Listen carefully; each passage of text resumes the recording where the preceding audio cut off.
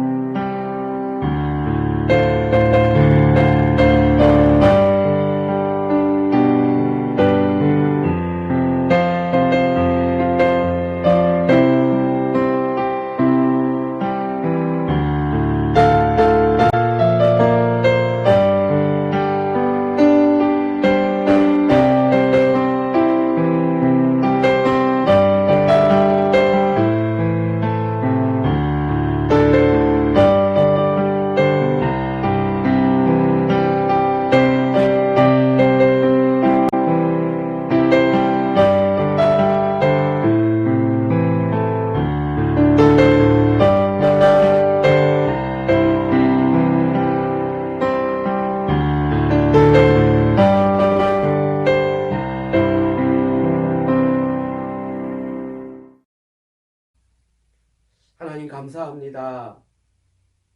힘들고 어려운 상황 가운데서도 저희들을 영육 안에 강건하게 붙잡아 주시고 각자가 흩어진 곳에서 예배할 수 있도록 상황과 환경을 마련해 주시니 감사합니다.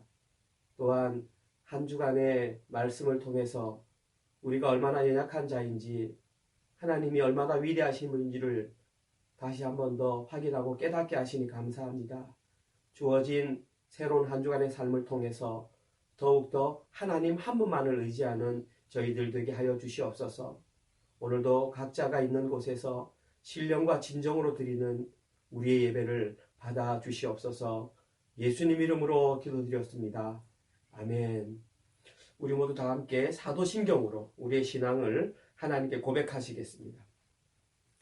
전능하사 천지를 만드신 하나님 아버지를 내가 믿사오며 그 외아들 우리 주 예수 그리스도를 믿사오니 이는 성령으로 잉태하사 동정녀 마리아에게 나시고 본디오 빌라도에게 고난을 받으사 십자가에 못 박혀 죽으시고 장사한 지 사흘 만에 죽은 자 가운데서 다시 살아나시며 하늘에 오르사 전능하신 하나님 우편에 앉아 계시다가 저리로서 산 자와 죽은 자를 심판하러 오시리라. 성령을 믿사오며 거룩한 공예와 성도가 서로 교통하는 것과 죄를 사하여 주시는 것과 몸이 다시 사는 것과 영원히 사는 것을 믿사옵나이다. 아멘. 우리 다 함께 찬송가 42장 거룩한 주님께 우리 함께 찬양 드리시고 이성실 집사님 기도 인도하시겠습니다.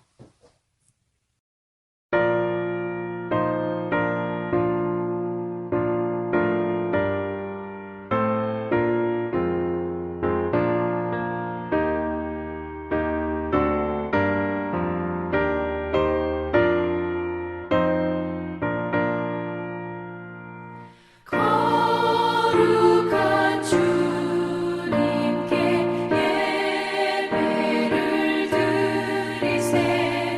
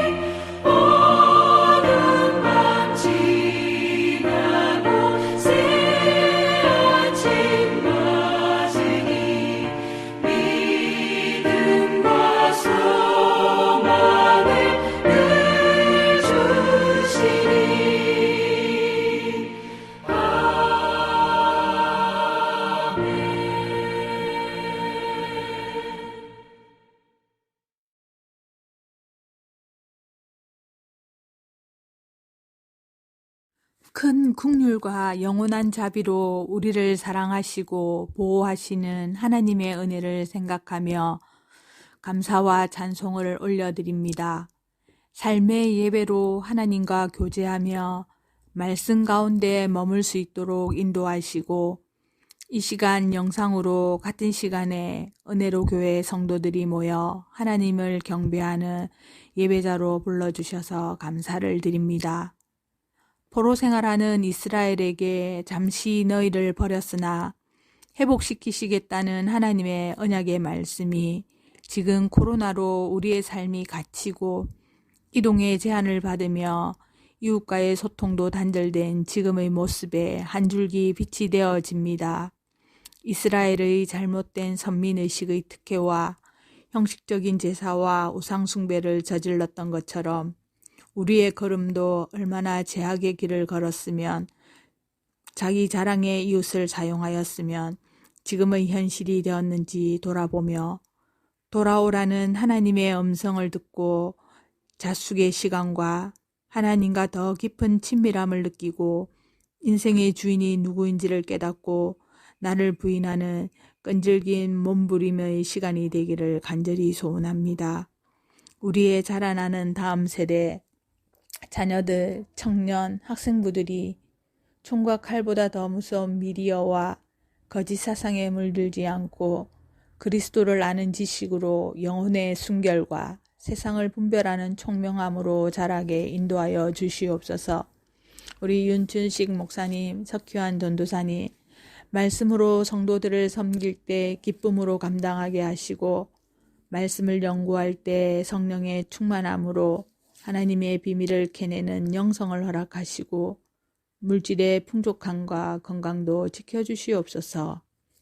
우리 은혜로 성도 가정을 지키시는 하나님, 가정이 하나 되어 하나님의 진리로 바로 서게 하시고 하나님 나라를 이루게 인도하여 주시옵소서. 오늘부터 비대면이지만 새가족 성경 공부 훈련을 합니다. 힘든 만큼 유익이 있음을 기억하고 기쁨과 감사함으로 동참하게 인도하여 주시옵소서. 이 시간 선포되어지는 말씀과 예배의 순서들을 통해 하나님과 친밀함을 느끼는 시간 되기를 간절히 소원하며 우리의 예배를 받으실 하나님을 찬양합니다. 각자의 초소에 하나님의 임재함이 가득하게 하옵소서. 이 모든 간구 우리를 사랑하사 십자가의 피 흘리심 보혈의 공로를 의지하여 예수 그리스도의 이름으로 기도드리옵나이다. 아멘.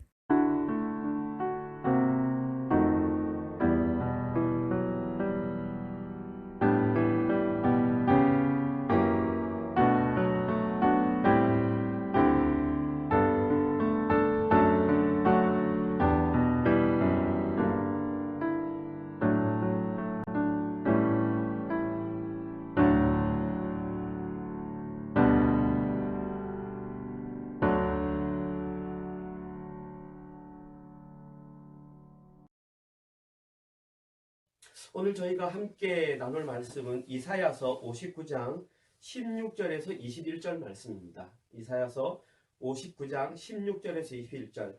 우리 찾으셨으면 한 목소리로 읽도록 하겠습니다. 사람이 없음을 보시며 중재자가 없음을 이상히 여기셨으므로 자기 팔로 스스로 구원을 베푸시며 자기의 공의를 스스로 의지하사 공의를 갑옷으로 삼으시며 구원을 자기의 머리에 써서 투구로 삼으시며 보복을 속옷으로 삼으시며 열심을 입어 겉옷으로 삼으시고 그들의 행위대로 갚으시되 그 원수에게 분노하시며 그 원수에게 보응하시며 섬들에게 보복하실 것이라.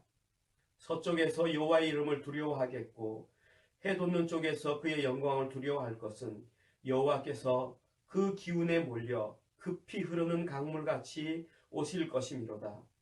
여호와의 말씀이니라.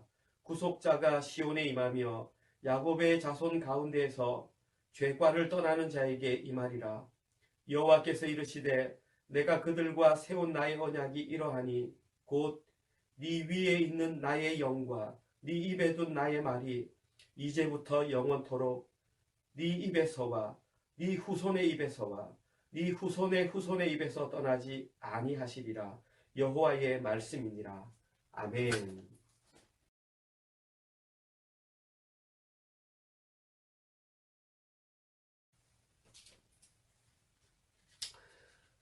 우리 은혜로 성도님들은 잘 지내고 계십니까? 지금 계획대로 한다면 저희들이 이제 3주만 이제 각자 집에서 예배를 드리면 이제 서로 얼굴을 대면하며 예배를 드릴 수 있을 것 같은데, 그래도 아직 정확하게 모르니까 계속해서 우리가 이걸 위해서 기도해 주셨으면 감사하겠습니다. 저희들은 계속해서 지금 이사야서 말씀을 묵상하고 있습니다. 그리고 여러분들이 잘 아시는 것처럼 우리 이사야서 말씀은 성경의 분류 가운데에 대선지서에 해당이 됩니다. 그리고 왜 대선지서로 분류가 되느냐? 그것은 성경의 분량입니다. 이사야서는 66장이라고 하는 아주 긴 본문을 예언의 말씀이 기록되어 있기 때문에 대선지서라고 합니다. 그리고 이사야서는 66장이라고 하는 아주 긴 본문을 쓰고 있으면서도 하나의 분명한 주제를 밝히고 있는 것이 특징입니다. 그리고 이사야서가 가지고 있는 하나의 그 목표가 바로 이스라엘의 회복과 구원이었습니다. 그런데 이사야는 이 이사야서를 기록하면서 회복과 구원의 메시지를 말하고 있긴 하지만 사실 그것보다는 이스라엘의 죄악과 허물에 관한 것을 고발하는 데에 더 많은 분량을 할애하고 있습니다. 그리고 이사야가 그 많은 분량을 통해서 이스라엘 죄악과 허물을 고발했던 이유는 그들에게 반드시 회복과 구원이 필요한 것을 알려주기 위함이었습니다. 그런데 저희들은 지금까지 지난번과 포함해서 59장까지 이사야서를 묵상하면서 한 가지 놀라운 사실을 발견할 수가 있었습니다. 그것은 바로 이사야가 선포했던 그 회복과 구원의 방법이 신약 시대에 예수님께서 선포하셨던 복음의 내용과 너무나 완벽하게 일치한다는 사실입니다. 여러분도 놀랍지 않습니까? 저는 이 내용을 깨닫게 되면서 너무나 많은 놀라움을 감출 수가 없었습니다. 우리 하나님은 구약 시대에나 신약 시대에나 그리고 지금 이 시대에도 동일하게 살아계셔서 역사하는 분이 바로 하나님이십니다. 그리고 어느 시대를 살아가고 있건 하나님께서 허락하셨던 그 구원의 방법과 회복의 방법은 변하지 않았다는 것입니다. 그리고 그 방법이 바로 십자가 복음이라는 것입니다. 오늘 본문을 통해서도 저희들은 그 십자가 복음을 깨닫고 돌아가셔야 합니다. 제가 좀 전에 말씀드렸던 것처럼 이사야는 이사야서를 통하여 끊임없이 이스라엘 백성들에게 너희들이 무엇을 잘못했는지 허물과 죄악을 지적하며 하나님께 돌아와야 한다고 계속해서 외쳤던 것입니다. 그러나 이미 너무 오랜 시간 동안 우상과 하나님을 동시에 섬겼던 이스라엘 백성들의 귀에 이사야의 말은 들리지 않았습니다. 그들은 우상과 하나님을 동시에 섬기는 혼합주의라고 하는 아주 나쁜 곳에 빠져 있었습니다.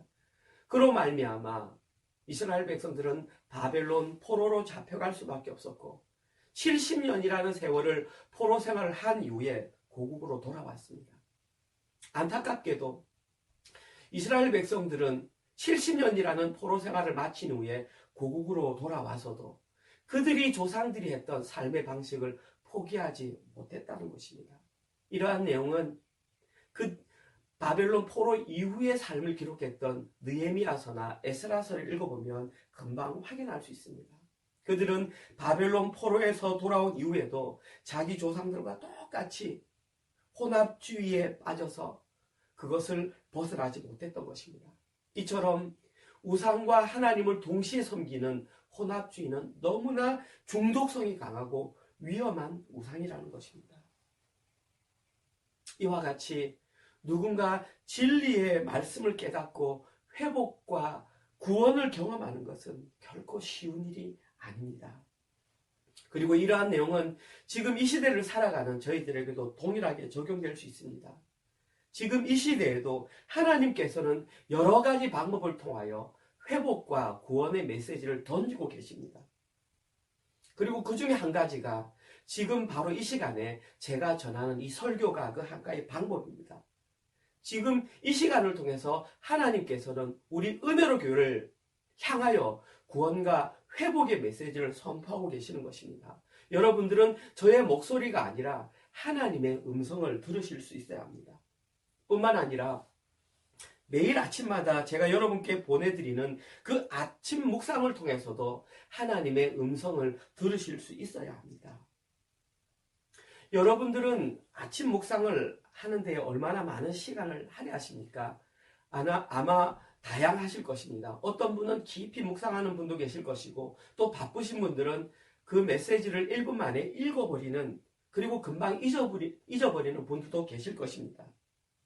하지만 저는 그 1분도 되지 않는 불과 400자에 불과한 그 메시지를 준비하기 위해서 최소한 하루에 3시간 이상을 제가 소비해야 하는 것입니다. 제가 그렇게 3시간 이상을 거기에 매달리는 이유는 행여나 여러분들 가운데에 단 한 분이라도 그날 그 말씀을 올바로 이해하고 그 순간에 회복과 구원이 일어나기를 간절히 바라는 마음으로 매일 아침마다 그 일을 반복하고 있는 것입니다. 그런데 한 주간에 주어지는 말씀도 제대로 묵상하지 않고 주일 설교도 대충 들어버린다면 저희들은 도대체 어디에서 회복과 구원의 메시지를 들을 수 있다는 말일까요? 저희들이 신앙생활을 하는 이유는 하나님의 말씀을 통해서 구원과 회복을 경험하여 하나님께 돌아가기 위한다는 것을 잊어서는 안 됩니다. 누구를 막론하고 교회에서 말씀에 깊이 빠지지 않고는 제대로 신앙생활을 할 수가 없는 것입니다. 여러분, 저를 포함하여 누군가의 설교가 지루해지기 시작한다는 것은 자기의 신앙에 빨간 신호등이 왔다는 것입니다. 이제 위험한 지경에까지 이르렀다는 것입니다. 그때부터는 교회에 나온다 할지라도 신앙생활을 하는 것이 아닙니다. 그냥 누군가 얼굴을 보면서 누군가의 체면을 생각해서 나와주는 것입니다. 아니면 평생도록 습관적으로 예배를 드려왔기 때문에 찝찝하니까 안 나갈 수 없으니까 그냥 멍 때리면서 시간을 때우는 것입니다. 여러분, 그렇게 신앙생활에서는 절대로 성경에서 말하는 구원과 회복이 일어날 수가 없는 것입니다. 이사야 시대 이스라엘 백성들이 바로 그렇게 신앙생활하다가 포로로 잡혀가고 말았던 것입니다. 이 부분에서 여러분들이 구원과 회복과 관련하여 반드시 아셔야 할 한 가지 사실이 있습니다. 그것은 구원과 회복이 온전히 성취되기 위해서는 순간적으로 이루어지는 것이 아닙니다. 몇 가지 단계를 거치면서 최고의 수준에까지 올라갈 수 있다는 것입니다. 이것은 제 얘기가 아닙니다. 요즘 지금 이 시대에 개혁주의적인 성향을 가진 목회자들이 가장 많이 읽고 있는 저자 중에 한 분이 팀 켈러 목사님이라는 분이 계십니다. 이 팀 켈러 목사님이라는 분은 미국에 사시는데 뉴욕의 그 할렘가와 주변의 지역에서 뉴욕 한복판에서 방황하는 수많은 젊은이들에게 복음을 증거하여 그들을 구원과 회복의 길로 인도하셨던 아주 훌륭한 목사님입니다. 그 목사님께서 30년간의 목회의 노하우를 가지고 여러 가지 책을 썼는데 그 중에 한 가지 책이 바로 센터 처치라고 하는 책입니다. 그 책에 보면 제가 방금 말씀드렸던 이 단계에 관한 내용이 나옵니다. 어떤 사람이 불신앙에서 신앙의 단계로 옮겨가기 위해서는 6가지의 과정을 거친다고 합니다. 거기에서 팀 켈러 목사님은 그 과정을 거치고 난 이후에는 이론적으로만 알고 있던 믿음이 자기 자신의 실제 삶을 통해서 반드시 드러나게 되어 있다. 그것을 많이 경험했다. 그렇게 말씀하셨습니다. 저는 이 목사님의 이론에 어느 정도 근거가 있다고 생각을 하고 많은 부분 동의를 하고 있습니다. 제가 간략하게 그 6가지 단계를 여러분께 설명드리겠습니다. 그 첫 번째 과정이 바로 인식이라고 하는 단계입니다. 누군가가 하나님의 자녀가 되기 전에는 반드시 말씀을 통하여 깨닫는 과정이 있어야 한다는 것입니다. 그때 성경을 읽으면서 그 내용들이 이해되고 깨닫기 시작할 때에 믿음을 향한 첫걸음이 시작된다는 것입니다. 그 중에 가장 중요한 것이 바로 주일 설교라는 것입니다. 그 이후에 꾸준하게 말씀을 묵상할 때에 깨닫는 속도가 점점점 빨라진다는 것입니다. 그렇게 깨달은 과정을 거친 이후에 두 번째 과정이 관련성입니다. 성경의 내용을 조금 깨닫기 시작한 이후에는 그 성경의 내용이 실제 자신의 삶과 어떤 연관성이 있는지를 조금씩 느끼게 되는 그 단계입니다. 이때부터 본격적으로 성경을 읽으면서 궁금증이 생기기 시작한다고 합니다. 그 다음 과정이 신뢰성입니다. 이때부터는 자신에게 왜 진리가 필요한지, 왜 복음이 필요한지를 깨닫게 되고, 이때는 예수님만이 유일한 구원의 기름을 고백하기 시작하는 단계가 바로 신뢰성의 단계입니다. 그 다음 단계가 시도 단계입니다. 이때부터는 그리스도인으로 살아가기 위해서 노력하는 단계입니다. 이때부터는 이제 말을 할 때에도 그리스도인처럼 말을 하고, 행동을 할 때에도 그리스도인처럼 행동을 하고, 때로는 자신의 신앙을 다른 사람들 앞에서 변호하는 단계가 바로 이 시도의 단계입니다. 그 다음 단계가 헌신의 단계입니다. 이때는 진정한 회심이 일어났다는 증거가 드러나기 시작합니다. 이때부터는 자신의 입을 통해서 다른 사람들 향해서 저는 죄인입니다. 나에게는 예수님이 필요합니다. 나는 구세주가 필요한 존재입니다. 이렇게 말을 합니다. 그리고 이때부터는 아무리 많은 비용이 든다 할지라도 예수님 뒤를 따르겠다라는 그런 결단의 행동이 나오기 시작하는 단계가 이 단계입니다. 그리고 마지막 6번째 단계가 강화의 단계입니다. 이때부터는 성경의 모든 내용을 완전히 이해하고 복음을 위해 사는 것을 당연하게 받아들이는 단계가 이 단계입니다. 이때부터는 더 이상 세상의 원리로 살지 않고 오직 하나님 나라의 원리로 살기 위해 자기가 가진 모든 것을 다 희생할 수 있는 단계가 바로 이 단계입니다. 그리고 이 단계가 제가 설교할 때 늘 말씀드렸던 진리 안에서 자유를 누리는 수준까지 이런 단계가 이 단계입니다. 이때부터는 어지간한 삶의 어려움이 와도 쉽게 흔들리지 않습니다. 예를 들어서 지금과 같은 코로나 상황, 혹은 지금보다 더 험한 코로나 상황이 다가온다 할지라도 그것을 잘 견디는 수준이 바로 이 6단계 수준입니다. 앞으로 저희들이 도달해야 될 그 수준이 바로 이 6단계가 바로 이 저희들이 가야 할 목표 지점입니다. 그리고 이 목표 지점에 도달하기 위한 첫 번째 단계가 바로 깨닫는 단계, 그 인식의 단계, 그 단계가 필요한 것입니다. 그런데 저희들이 주일 설교도 제대로 듣지 않고 매일 아침 묵상도 제대로 하지 않는다면 저희들은 그 1단계를 넘어설 수 있는 방법이 없다는 것입니다.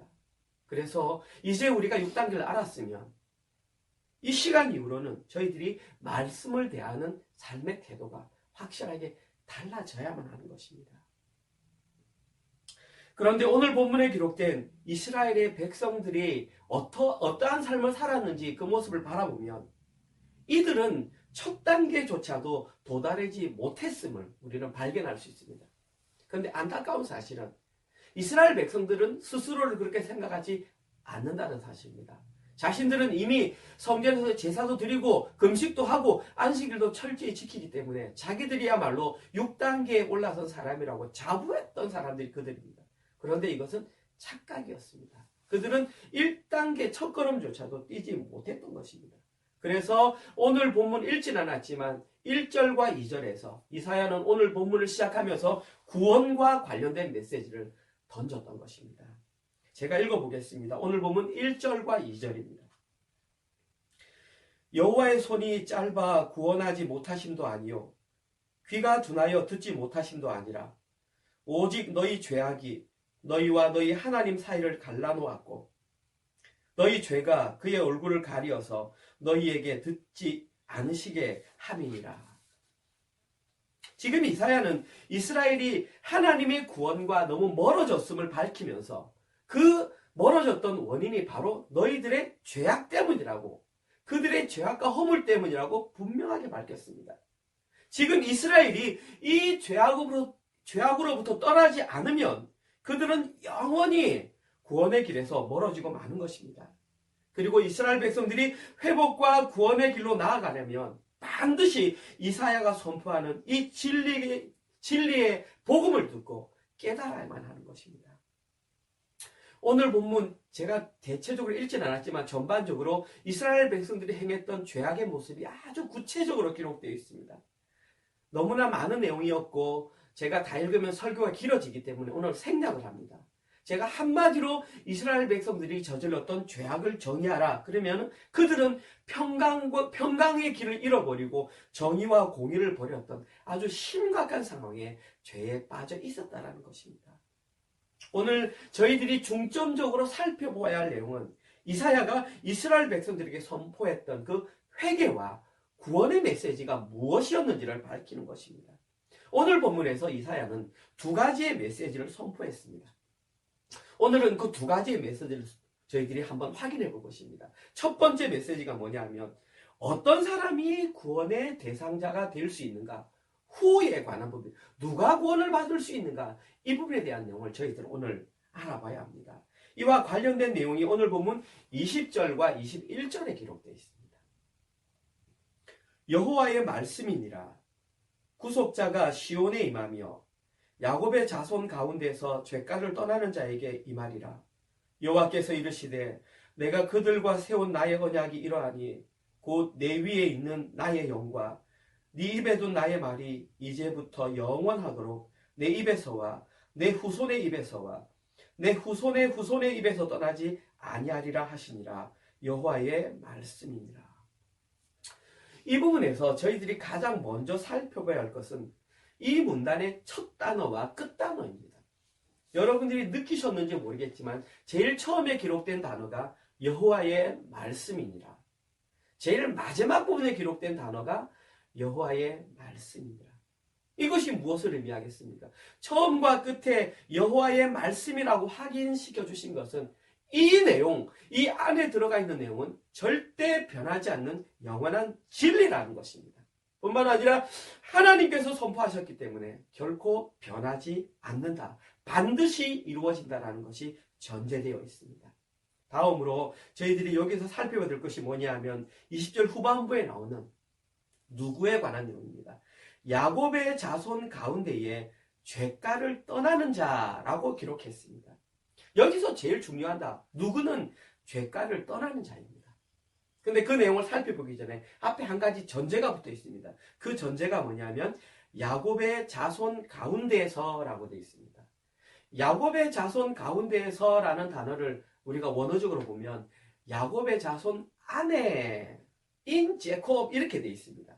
그게 무슨 뜻이냐면 하나님께서는 새로운 하나님 나라 백성을 구성하시는데 그 가운데에서도 육체적인 이스라엘 백성들을 완전히 버리시지 않으셨다는 사실입니다.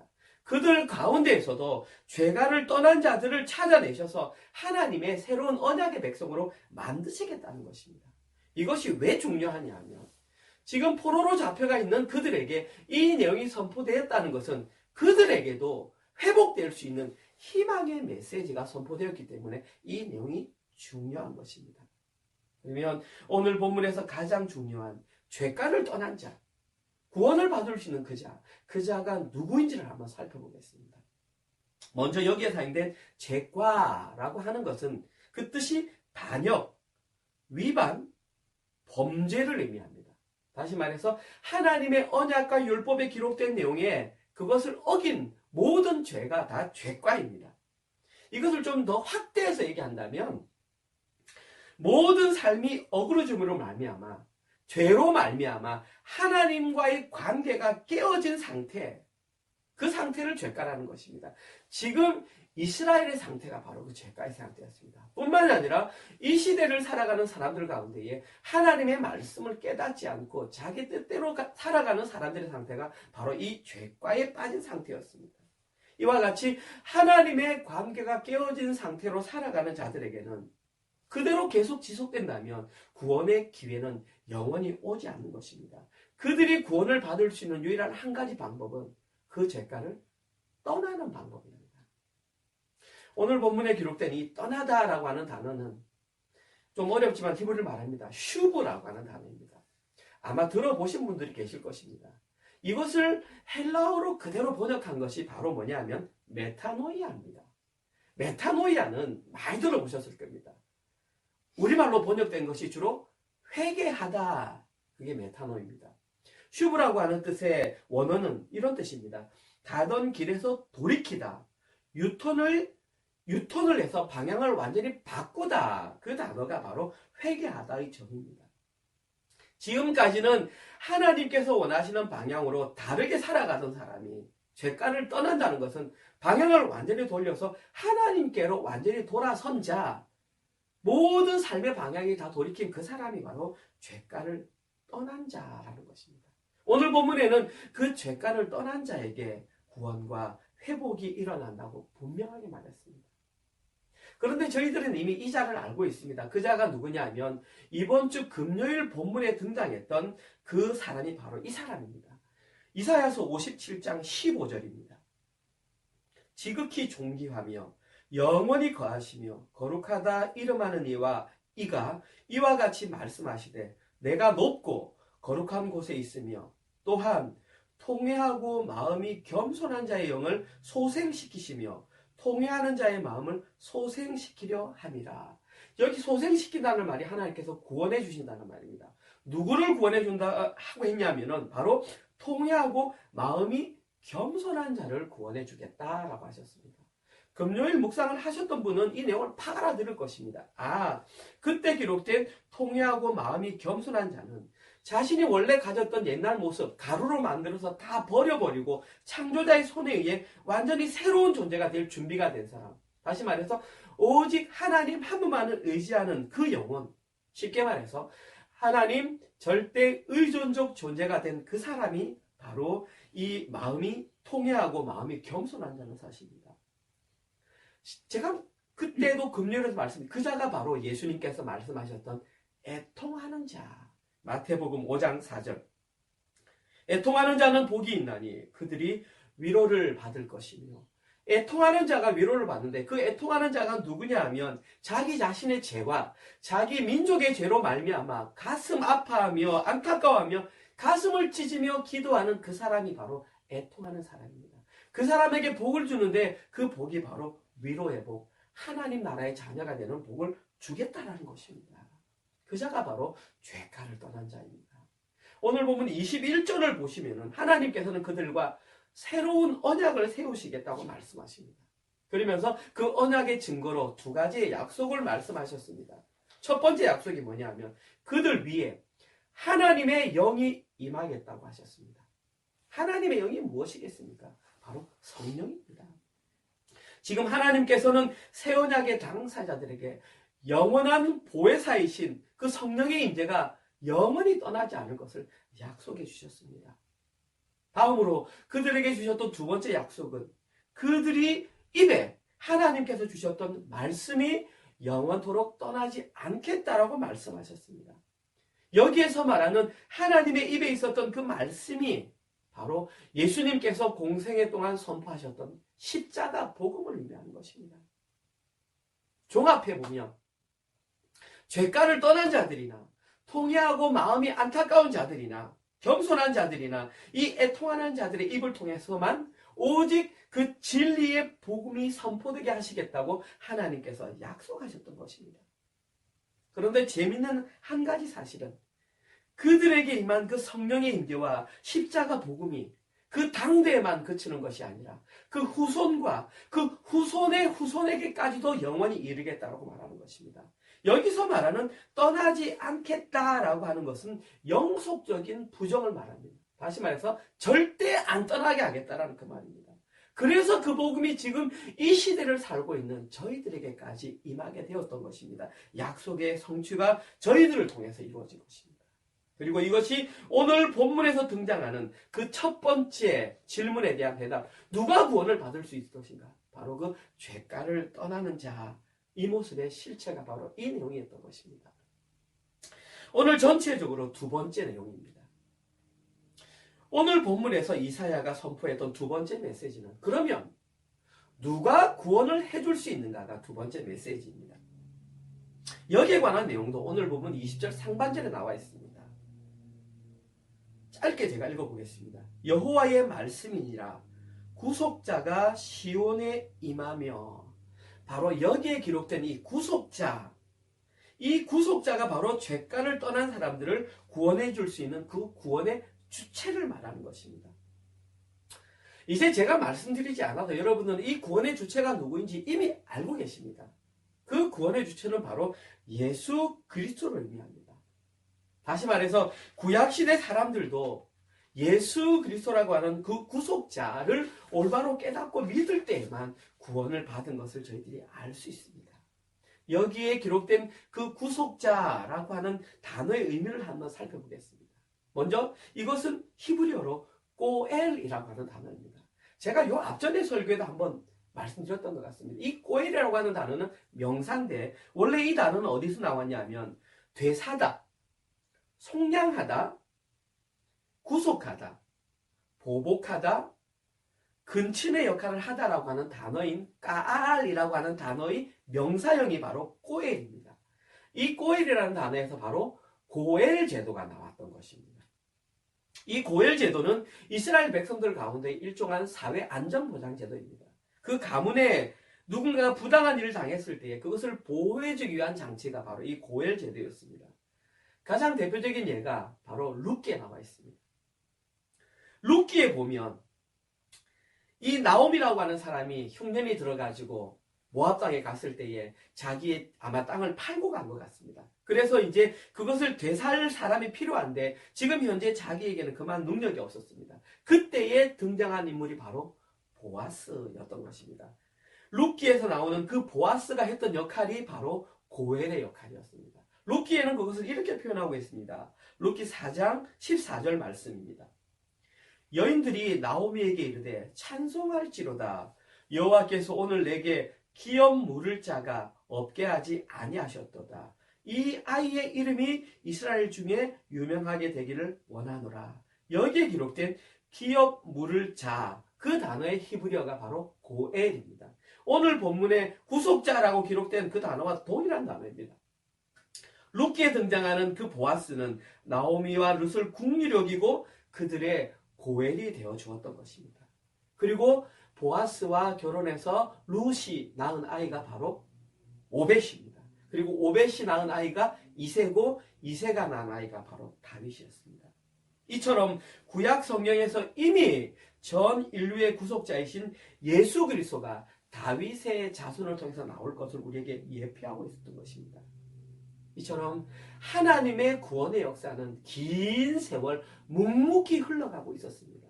다만 영적인 눈이 뜨인 사람만 이것을 발견할 수 있었던 것입니다. 아무튼 오늘 본문에 등장하는 구속자는 장차 이 세상에 메시아로 오실 예수 그리스도를 상징했던 것입니다. 그리고 오늘 본문 16절에서 18절에 보시면 이 구원자가 구약에 등장하는 가장 대표적인 예수님을 나타내는 본문 중에 하나임을 알 수가 있습니다.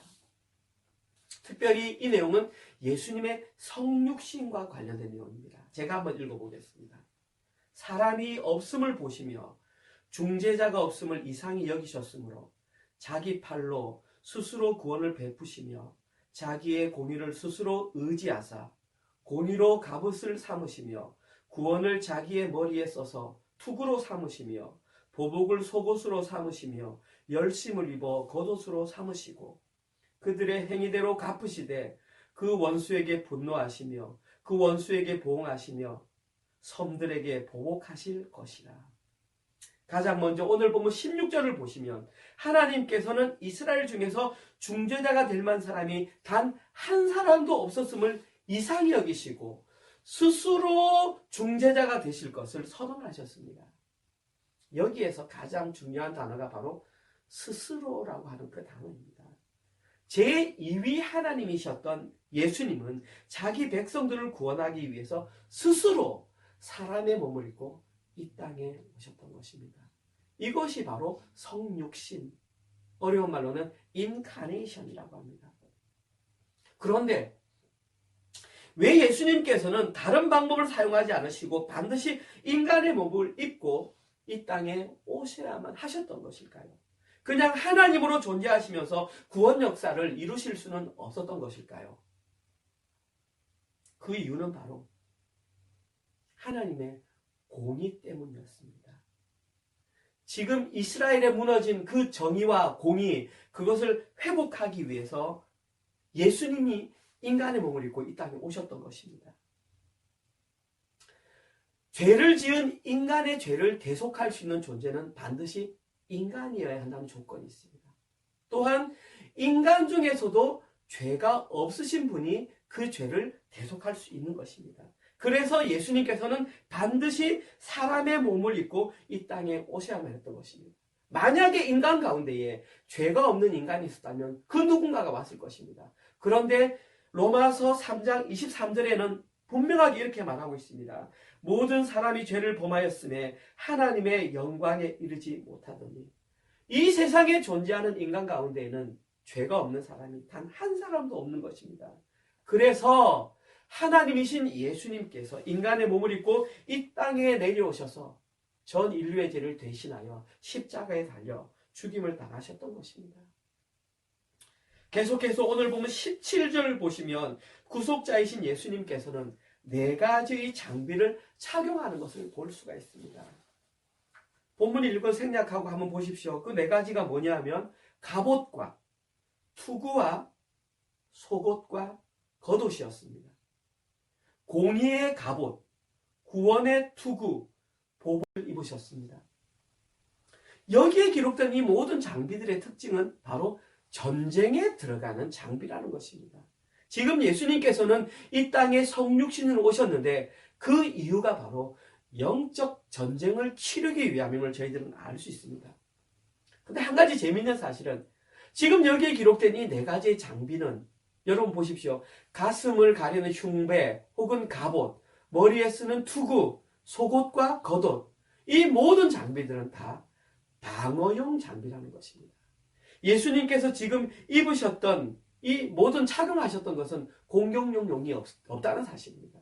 예수님께서 사용하시는 공격용 무기는 단 하나, 하나님의 말씀, 십자가, 복음이었던 것입니다.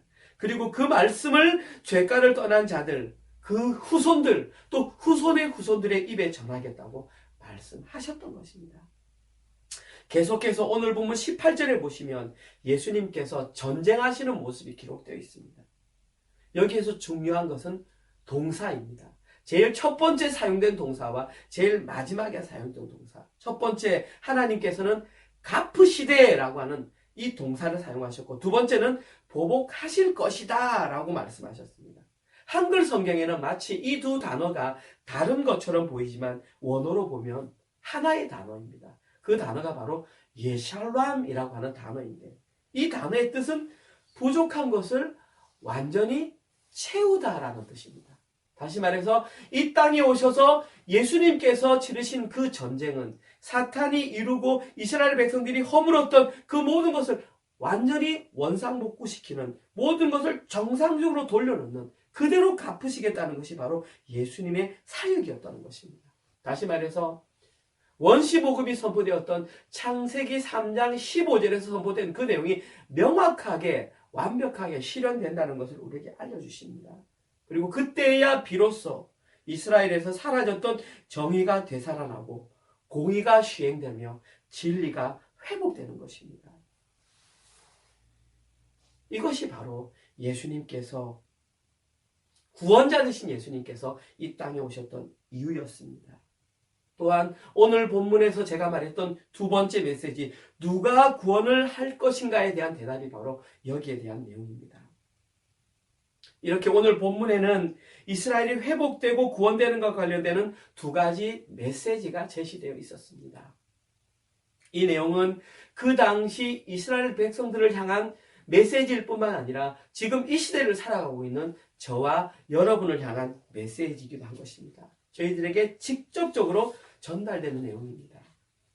저희들은 이 구원과 회복의 메시지를 이제는 귀에 딱지가 앉을 정도로 반복해서 들어야 합니다. 그래야만 저희들은 아까 제가 말씀드렸던 6가지 단계를 한 단계씩 업그레이드 시킬 수가 있습니다. 처음에 인식의 단계, 관련성의 단계, 신뢰성의 단계, 시도의 단계, 헌신의 단계를 넘어서 강화의 단계로 나아갈 수가 있는 것입니다. 개혁주의 신학에서는 이 단계들을 성화의 과정이라고 말을 합니다. 그리고 저희들이 바로 그 거룩의 길, 거룩한 성도가 되기 위한 길 한가운데 서 있습니다. 여러분들은 대답을 해보십시오. 개인적으로 어느 단계에 서 있다고 생각을 하십니까? 하나님께서 저희들에게 원하시는 단계는 빠른 시일 내에 강화의 단계, 가장 높은 단계로 나아가기를 원하고 계십니다. 지금도 기다리고 계십니다. 그리고 저희들이 그 단계가 되었을 즈음에는 우리 주변에 어떤 상황의 변화가 있다 할지라도 절대 흔들리지 않는 존재가 될 수 있습니다. 그때가 되면 코로나보다 더 심각한 상황이 온다 할지라도 흔들리지 않을 것입니다. 그때가 되면 우리 교회가 작고 우리 교회가 여러 가지로 어려움이 있다 할지라도 그것이 우리 신앙생활 가운데 전혀 문제가 되지 않습니다. 나의 개인적인 재정 상태가 풍성하지 못하다고 하여 불안해하지 않을 수 있습니다. 이것이 바로 하나님께서 저희들에게 원하는 수준, 진리를 알고 진리 안에서 자유를 누릴 수 있는 수준인 것입니다. 이번 한 주간 동안 저희 은혜로교회 모든 성도님들은 자기에게 주어진 그 깨달음의 수단들에 좀 더 집중해 주시기 바랍니다. 매일 아침 선포되는 아침 묵상에 지금보다 조금 더 신중하게 임해 주시기를 부탁드립니다. 뿐만 아니라 따로 시간을 내오셔서 성경 읽는 곳에 좀 시간을 투자해 주시기 바랍니다. 뿐만 아니라 시간을 따로 내셔서 기도의 시간을 좀 가지시기 바랍니다. 여러분, 기도는 노동입니다.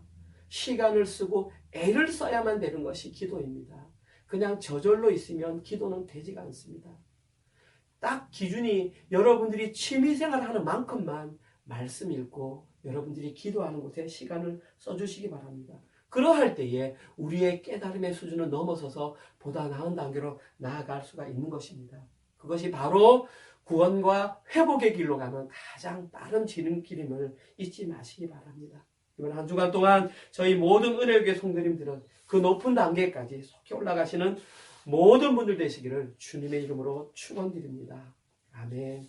우리 모두 다 함께 찬송가 205장 주 예수 크신 사랑 함께 찬양하시겠습니다.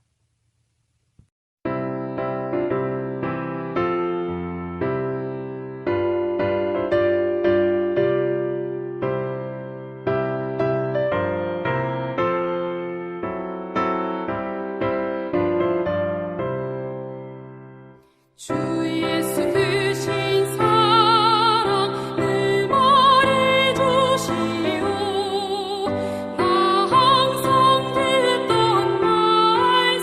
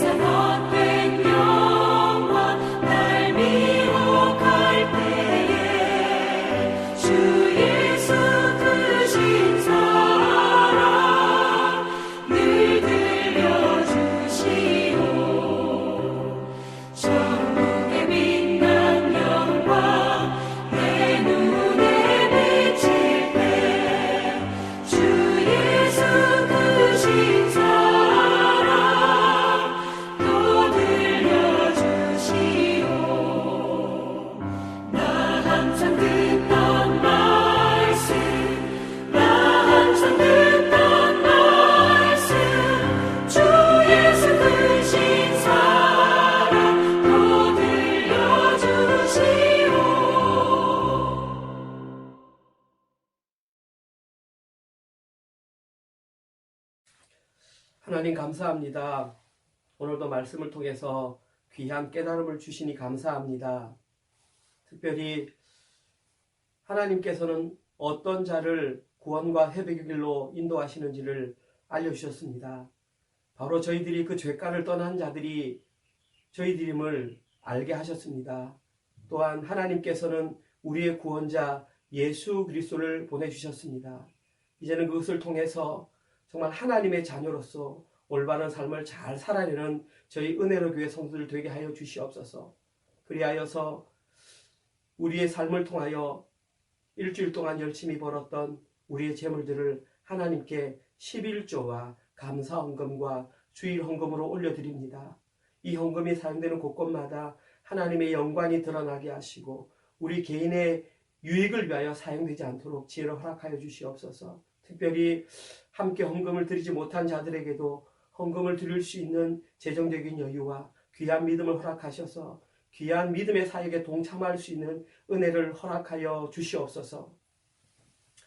이제는 우리 주 예수 그리스도의 은혜와 하나님의 사랑하심과 우리가 말씀을 읽을 때마다 깨닫도록 인도하시는 성령님의 위로 교통 감화하심이 예수님께서 열어놓으신 그 길을 따라 성숙한 자리로 나아가기로 결단하는 우리 모든 은혜로 성도들 머리 위에 지금부터 영원토록 함께 있을지어다. 아멘.